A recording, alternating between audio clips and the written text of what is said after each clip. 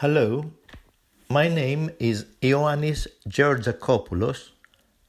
I am professor in the University of Bari Aldo Moro in Italy, and I represent WAGRO, the World Academy of Growth Factors and Stem Cells in Dentistry.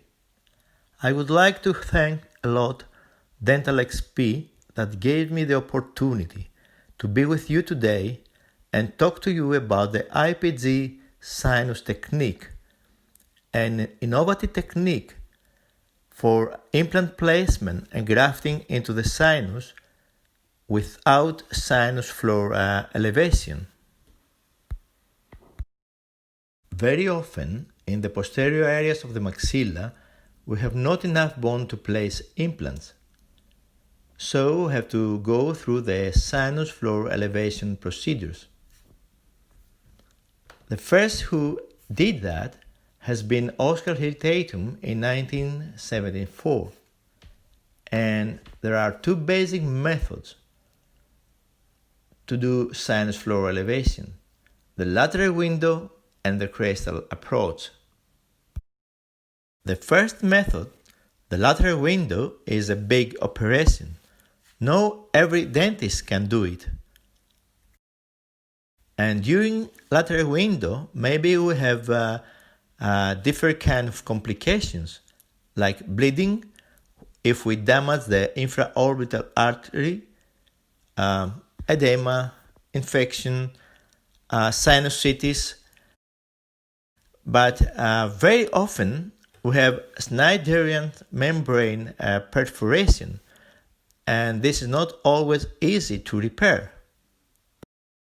The second method, the crestal approach, is a less invasive technique of elevating the sinus floor, and during this technique we use non-traumatic expanders. But this technique has also some limitations. We must have at least 5 to 7 millimeters of bone, because we need bone to have initial stability. And if happens to have a sinus membrane perforation, is not easy to repair.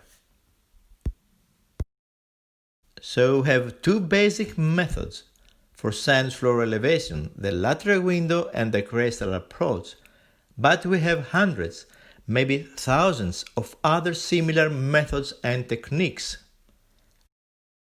All these techniques have a common point to success: no perforation of the sinus membrane. IPG sinus technique, it is not a sinus floor elevation technique. It is not a lateral window, not either a crestal approach. IPG technique is based on molecular biology, autologous growth factors, stem cells, and their properties. IPG sinus technique is an automatic implant placement without sinus floor elevation by using autologous blood delivery biomaterials and with intentional perforation of the Schneiderian membrane. Let's see this CBCT X-ray. Which treatment plan will you recommend? We can place implants in the maxilla. I'm sure you will go to tell me we have to go through sinus floor elevation procedures because we have not enough bone. Maybe we have 1 or 2 millimeters of bone. So if we do sinus floor elevation in this case, maybe we have to do general or big local anesthesia.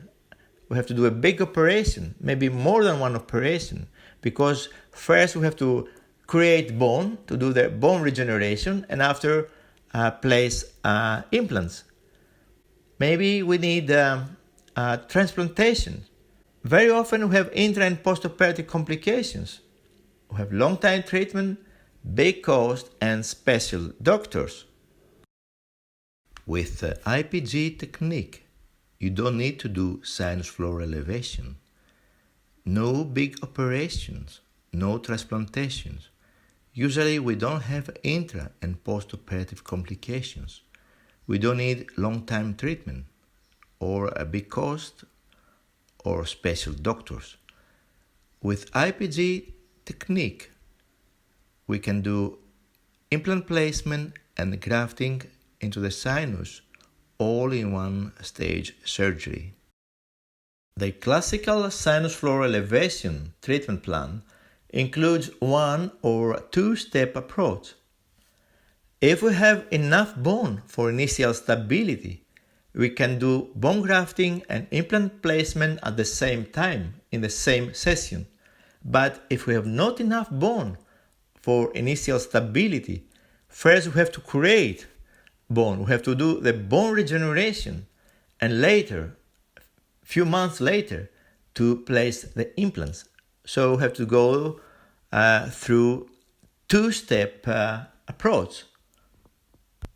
These are the procedures for sinus floor elevation techniques. Let's see these X-rays.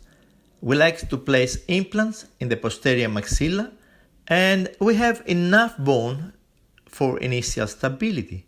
So we can go through lateral window, crestal approach, or IPG technique.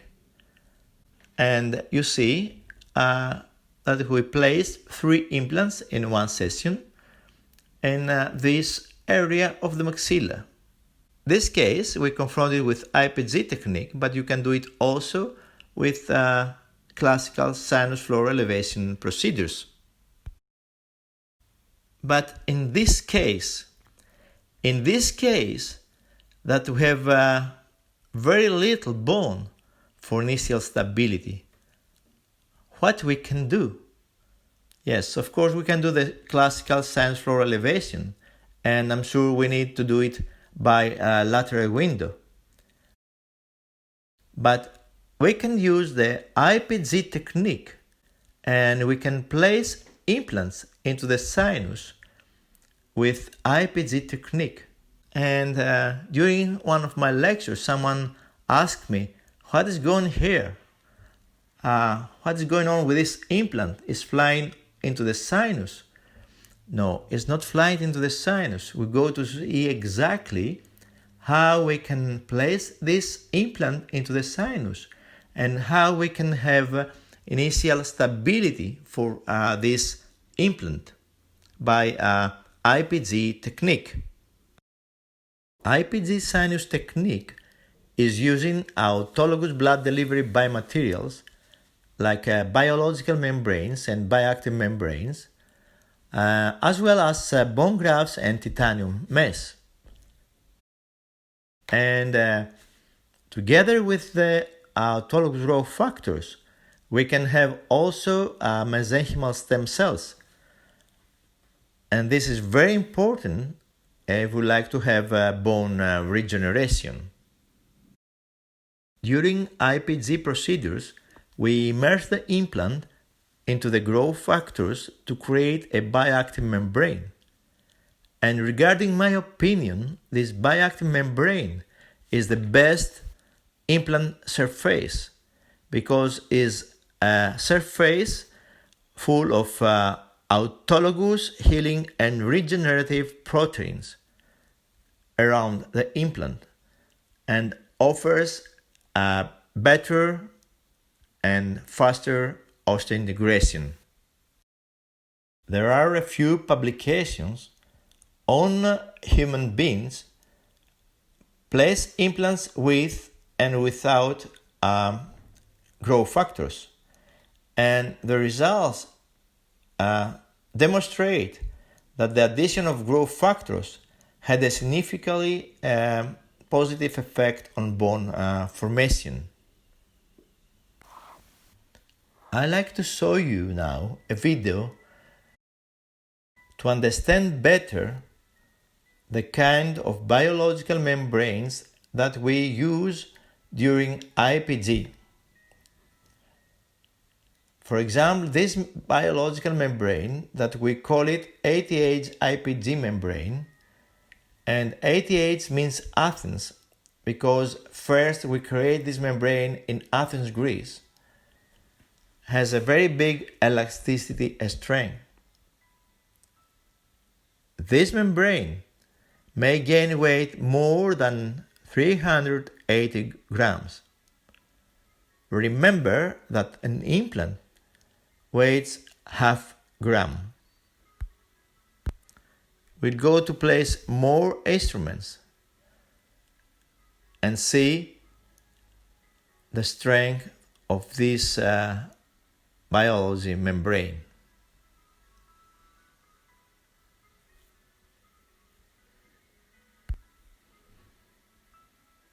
And we bring more instruments. So I repeat, this membrane that is coming out of the blood of the patients is an autologous membrane that we can create in 10 minutes, and we call it 88 IPG membrane with a very big elasticity and strength.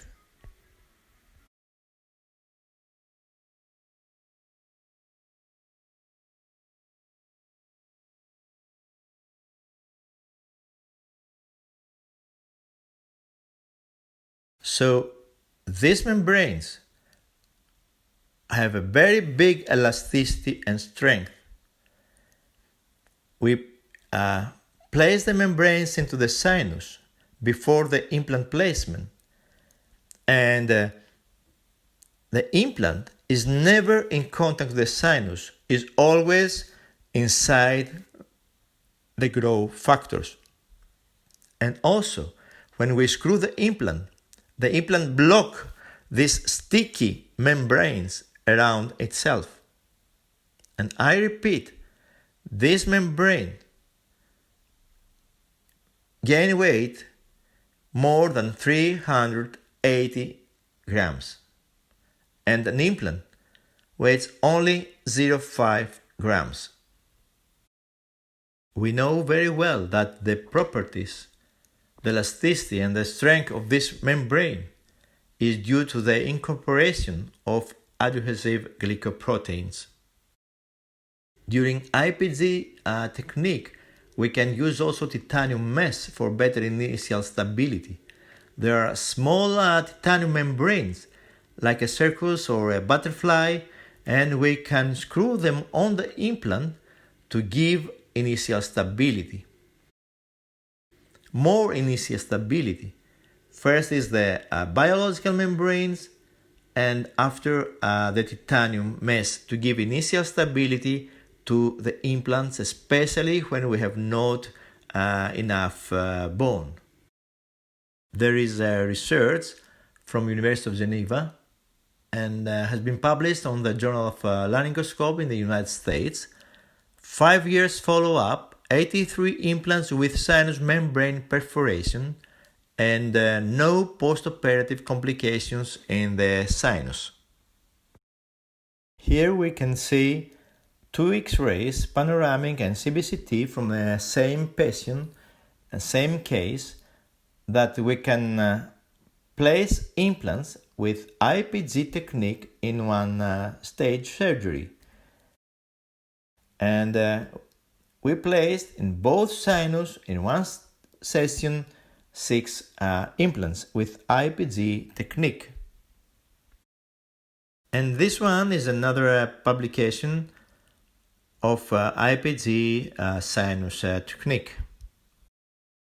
I like to show you now one of our cases many years ago, is almost 10 years ago, this case, one of the first cases we did with IPG technique. And during this case treatment, we place implants in both sinus. You can see the biomaterial around the implants into the sinus.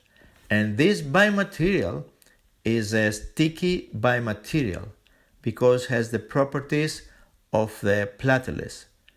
The growth factors are into the platelets, and so they have the same properties, are giving us sticky biomaterials.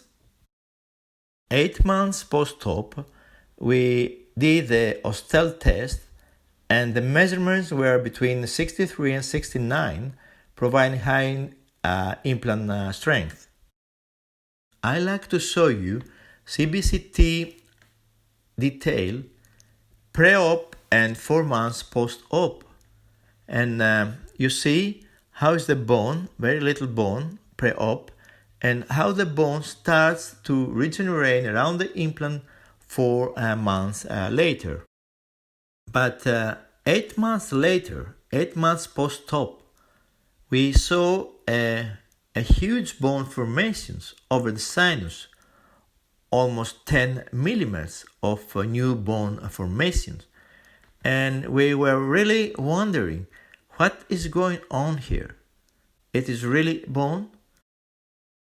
So we did a biopsy and with the University in Brescia in Italy, and we found out that is really bone regeneration into the sinus with the IPG technique around the implant. The patient of this case disappeared.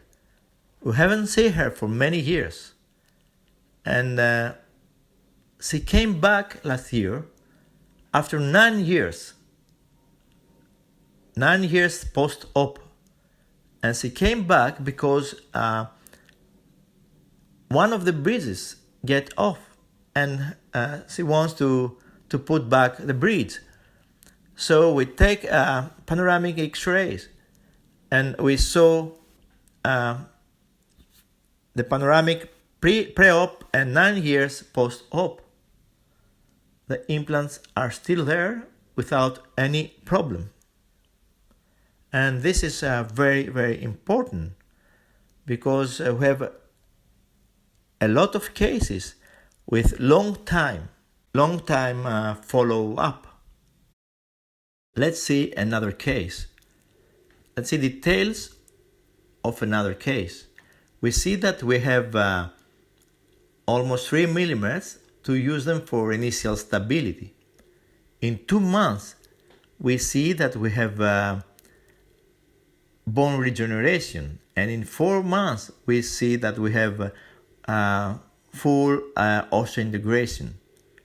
In this case we use allograft, so we think that allograft has faster osseointegration. IPG promising results demonstrate that it can be considered as a reliable alternative to sinus floor elevation procedure. It's a promising technique that needs, of course, more research. And for the dentists who want to do it, they have to be experienced. Let's see a video to understand better how the IPG technique works. Very often, in the posterior areas of the maxilla, we have not enough bone to place implants, so we have to go through the sinus floor elevation technique. But IPG sinus is not a sinus floor elevation technique. With IPG, we don't care about the Schneiderian membrane, but we use the initial drills for intentional perforation of the Schneiderian membrane. So we perforate the sinus membrane. We use special instruments to condense the bone. We don't like to lose bone because the bone is not very good, it's not very dense, and we like to keep as bone as possible. The preparation of the site is always a preparation less dimension than the implant dimension, because we like to use an implant with aggressive threads and use it like a screw.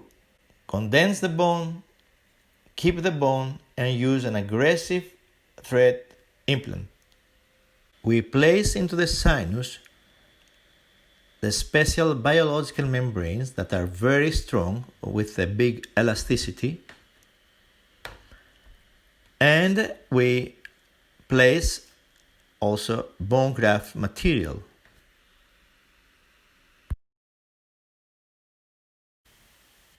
After we prepare a bioactive membrane around the implant, we immerse the implant into the growth factors to create a bioactive membrane. Very gently and by hands, we screw the implant into position, and the implant blocks the biological membrane around it. We can place also a titanium mesh or a collagen membrane as well. In a few weeks, we have the sinus membrane reconstruction, and in a few months, we have the bone regeneration.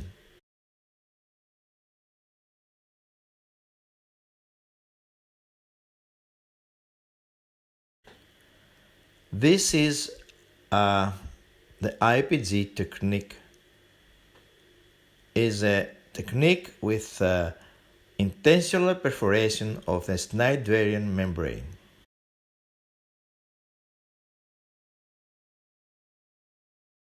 We have also the IPG technique evolution. Let's see some examples. If we have a case like this one, and we like to place implants upper left,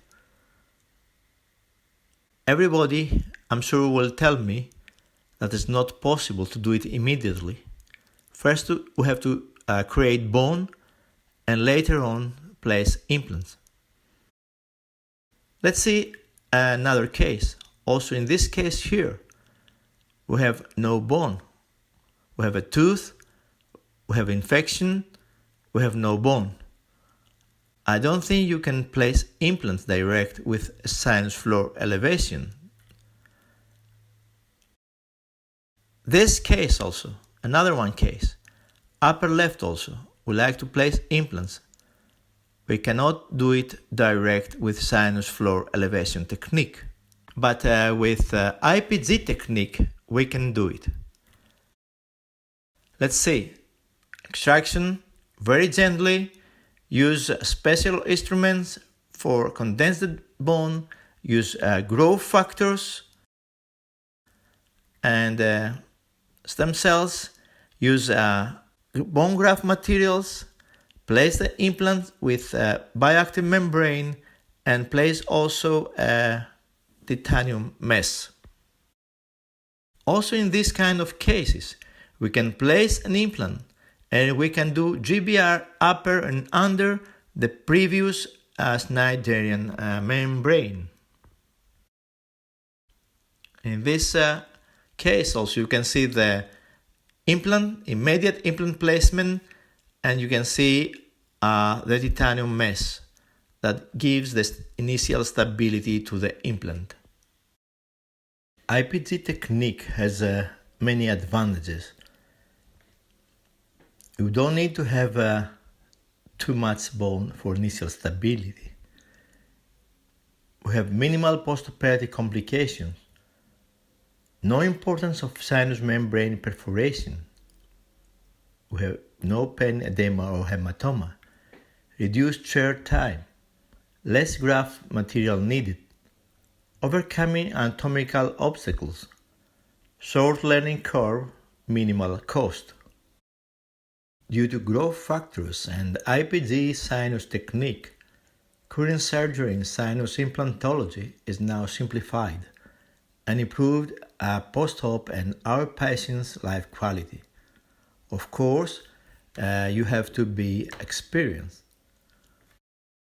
I'd like to thank all of you for your attention. Thank you very much.